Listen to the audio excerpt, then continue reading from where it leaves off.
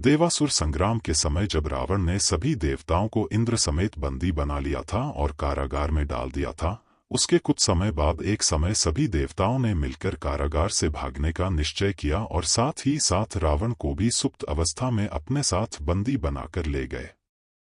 परंतु मेघनाद ने पीछे से अदृश्य रूप में अपने दिव्य रथ पर आरूढ़ होकर देवताओं पर आक्रमण किया। देव सेनापति भगवान कार्तिकेय ठीक उसी समय देवताओं की रक्षा के लिए आ गए, परंतु मेघनाद को नहीं रोक पाए।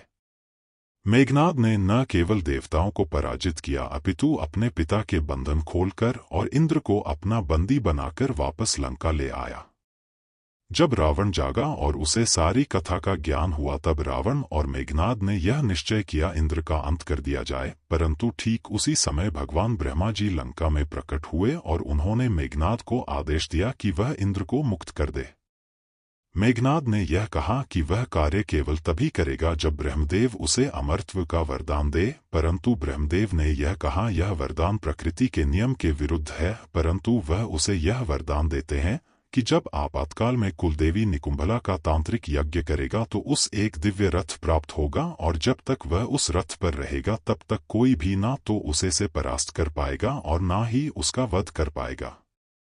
परंतु उसे एक बात का ध्यान रखना होगा कि जो उस यज्ञ को बीच में ही विध्वंस कर देगा वही उसकी मृत्यु का कारण भी होगा।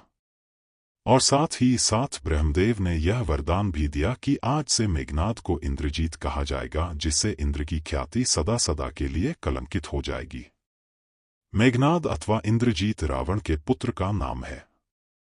अपने पिता की तरह यह भी स्वर्ग विजयी था।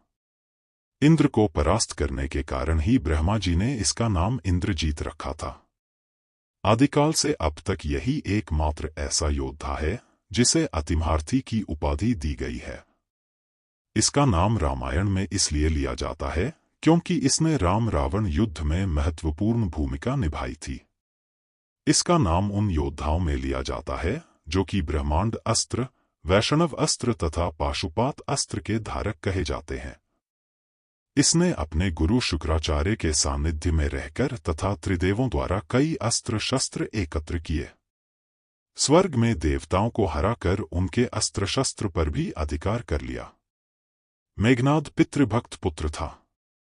उसे यह पता चलने पर कि राम स्वयं भगवान है, फिर भी उसने पिता का साथ नहीं छोड़ा। मेघनाद की भी पितृभक्ति प्रभु राम के समान अतुलनीय है।